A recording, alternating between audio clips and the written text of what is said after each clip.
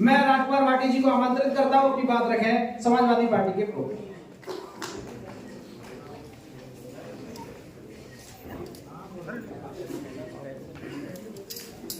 राष्ट्रमाता सावित्रीबाई फुले जी, माता फातिमा शेख और रानी अवंतीबाई लोधी जी के चरणों में श्रद्धा सुमन अर्पित करता हूँ। मंच पर और सामने बैठे हुए आप सबको प्रणाम करता हूँ। ओबीसी महासभा के साथियों को बहुत बहुत धन्यवाद व्यक्त करता हूँ कि आपने इतने सुंदर कार्यक्रम का आयोजन किया। जो बातें कही जानी चाहिए थी, जो जरूरी थी, वो लगभग सारी कही जा चुकी हैं। ज्यादा कुछ कहने के लिए है नहीं। वक्ताओं की भी लंबी सोची है, इसलिए ज्यादा समय मैं लूंगा नहीं। एक बिटिया हमारी रक्षिता पाल नाम था, रक्षिता पाल ने बहुत ही सुंदर बातें कही, बहुत अच्छा बोली और बिटिया के अंदर जो प्रतिभा है, मैं समझता हूँ ये बेटी बहुत आगे जाएगी, बहुत तरक्की करेगी।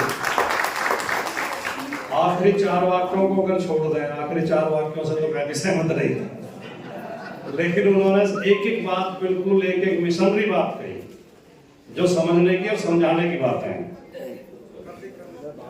बिटिया ने कुछ बात बोले थे कि समाज मजबूत क्लर्क बनने से नहीं होगा, डीएम बनने से होगा, चपरासी बनने से नहीं होगा, सीएम बनने से नहीं होगा। तो मैं उसमें केवल एक वाक्य जोड़ना चाहता हूं जिसमें सबसे ज्यादा ध्यान देने की जरूरत है कि समाज मजबूत कावड़ उठाने से नहीं होगा, किताब उठाने से होगा। एक और बेटी उनसे पहले बोल रही थी, उन्होंने कहा था कि हमें आर्थिक रूप से मजबूत होना होगा और सत्ता से मजबूत होना होगा, लेकिन उससे भी ज्यादा जरूरी है, मैं जोड़ना चाहता हूं कि हमें वैचारिक तौर पर मजबूत होना होगा। अगर हम वैचारिक तौर पर परिपक्व हैं और हम अपने मित्र की और शत्रु की पहचान करने का विवेक रखते हैं, तो हम इनके जाल से बाहर निकल सकते हैं। वरना इनका जाल इतना गंभीर है, इतना मजबूत है, इतना फैला हुआ है और नए नए ढोंग, नई नई नौटंकी लेके आते रहते हैं और हमारे लोग ही उसमें अगवा बन के खड़े हो जाते हैं। अभी विधायक जी भी बोल रहे थे, आपने कहा कि राम ने शंभू का गला काटा था और ये पार्टी जो है ओबीसी का आरक्षण खत्म कर रही है, ओबीसी का गला काट रही है। लेकिन ये सरकार आई भी तो हमारे वोट से है। बिना ओबीसी वोट के ये सरकार बन ही नहीं सकती थी। और ये जो रामलीला चल रही है उत्तर प्रदेश में इन दिनों, एक नौटंकी चल रही है, ये राम आंदोलन के अगुवा कौन थे? सारे ओबीसी थे। आप इसमें चाहे कल्याण सिंह हो, चाहे विनय कटियार हो, चाहे साध्वी तमरा हो, चाहे उमा भारती हो, सारे ओबीसी थे। जब लड़ रहे थे, जब खून बहाने की जरूरत थी, जब लाठी खाने की जरूरत थी, जो 2 शहीद हुए थे कोठारी बंधु, वो भी दोनों ओबीसी थे। तब तक तो ओबीसी को धकेल के आगे कर दिया और अब जब बना गया, सुप्रीम कोर्ट का फैसला हो गया, अब मलाई और दाल दलिया खाने की आएगी तो एक भी ओबीसी ट्रस्ट में नहीं है, एक भी नहीं है। ये बात क्यों नहीं उठाई जाती? अगर आप हिंदू समाज की एकता चाहते हैं और आप हिंदू हिंदू का नारा देते हैं, तो क्या केवल ये 10% लोग ही हिंदू हैं? 90% लोगों को आप बाहर क्यों कर देते हैं?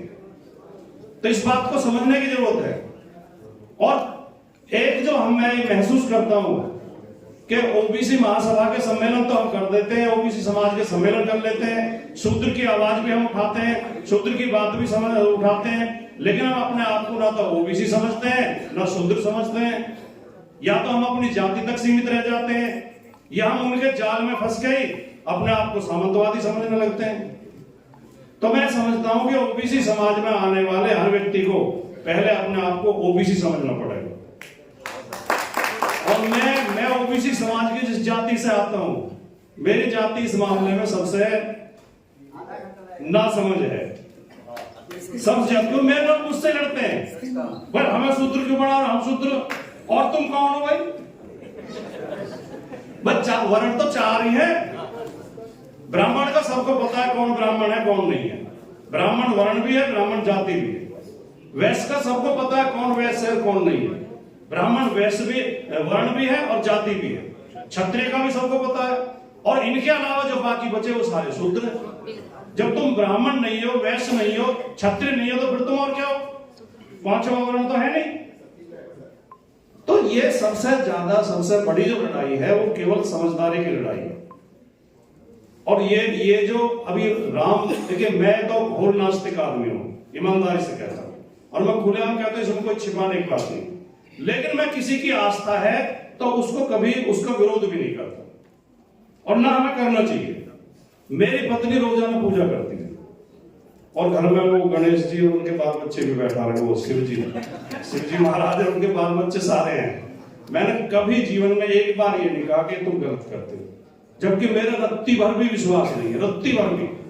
मुझे पता है वेस्टेज है, टाइम की भी वेस्टेज है, और वो, लेकिन क्योंकि उसकी आस्था है। अभी हम शहर में आ गए, गांव में जब तक रहते थे, मेरे पिताजी हर रविवार को यज्ञ करते थे, हर रविवार को। और ऐसा नहीं मैं छोटा बच्चा था, मैंने एमए कर लिया था, और मैं पत्रकारिता में था, एक अखबार में नौकरी कर रहा था। तो जिस दिन मैं वहां दिखाई दे जाता था, भाई बैठ, तो मैं भी बैठ जाता था। मेरी आस्था उस यज्ञ में नहीं थी, मेरी अपने पिताजी में आस्था थी। मैं उनकी भावना को ठेस पहुंचाना नहीं चाहता।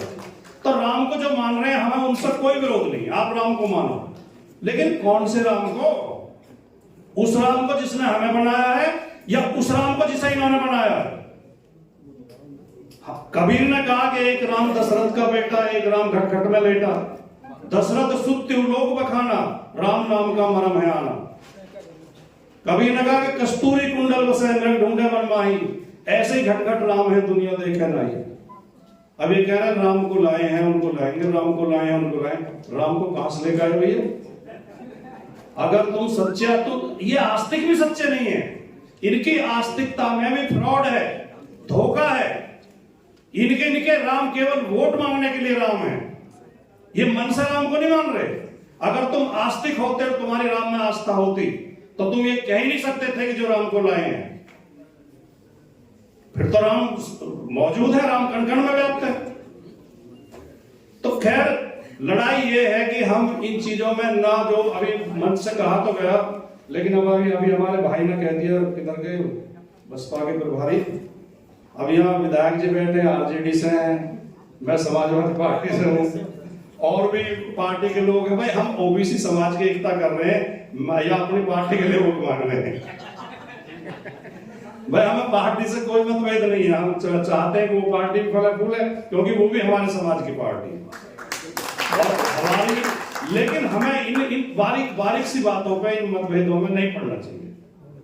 तो हम ये बातें कही गई, मन से कही गई, मैं उन बातों से सहमत हूं। खासतौर से विधायक जी ने कहा कि हमें अगर लड़ाई, अगर हमारी समझ में बात आ गई हो कि इस देश में कुछ राजनीतिक पार्टियां, कुछ राजनेता, कुछ राजनीतिक विचारधाराएं हैं जो बाबा साहब डॉक्टर भीमराव अंबेडकर की विचारधारा को मजबूत करना चाहती हैं, जो हमें संविधान के रास्ते पर ले जाना चाहती हैं, और दूसरी तरफ ये भारतीय जनता पार्टी और आरएसएस है जो मनु की विचारधारा को मजबूत करना चाहती है और हमारे हाथों ही हमारा गला घुटवाना चाहती है। तो हमें अंतर समझना पड़ेगा, और इस चुनाव में हमें तय करना पड़ेगा कि हम मनु की विचारधारा के साथ खड़े हैं या हम बाबा साहब की विचारधारा के साथ खड़े हैं।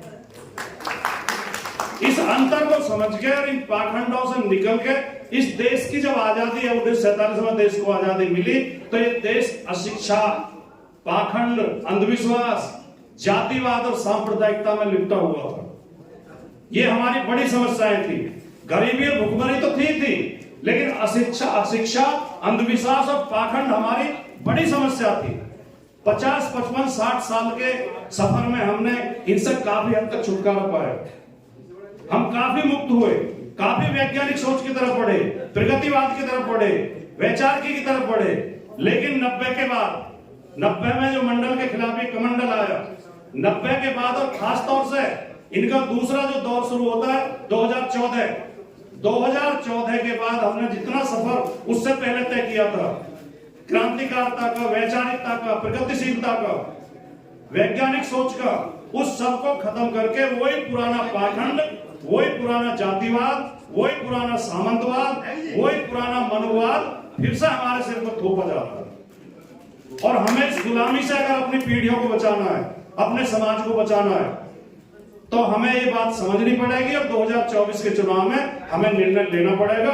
और जो भाई हमारे अभी ना समझे उनको समझाना पड़ेगा। मैं आखिर में केवल यहाँ 90-10 की बात खूब कही गई और हम सब समझते हैं। और जब हम अधिकार की बात उठाते हैं, बहुजन समाज के अधिकार की हम जब भी बात उठाते हैं तो धर्म को सामने ले आते हैं कि धर्म खतरे में है। तो उस पे आखिर में मैं केवल 4 पंक्तियां मेरी खुद की लिखी हुई हैं, मैं उन्हें बोलते हुए अपनी बात समाप्त करूंगा कि 10 की खातिर 90 का यदि रक्त निचोड़ा जाएगा तो धर्म कहां बच पाएगा, फिर धर्म कहां रह पाएगा। और देवालयों में धर्मगुरु और संत करेंगे अय्यासी और राजनीति का केंद्र बनेंगे अयोध्या, मथुरा और काशी। और देवदासी कहकर नारी को नग्न नचाया जाएगा तो धर्म कहां बच पाएगा, फिर धर्म कहां रह पाएगा। और राम और रहमान वोट हथियाने के साधन होंगे और गोरे तन पर धवल वस्त्र, जेबों में काले धन होंगे और शिशुओं के मुंह से छीन दूध पत्थर को पिलाया जाएगा तो धर्म कहां बच पाएगा, फिर धर्म कहां रह पाएगा। तो हमारा धर्म केवल एक है, भारत का संविधान। हमारा धर्म ग्रंथ भारत का संविधान है, हमें उसके पीछे चलना है। आपने बुलाया, इतना अच्छे कार्यक्रम में 2 शब्द कहने का अवसर दिया, आपका बहुत बहुत धन्यवाद। जय हिंद, जय भारत, जय संविधान, जय भीम।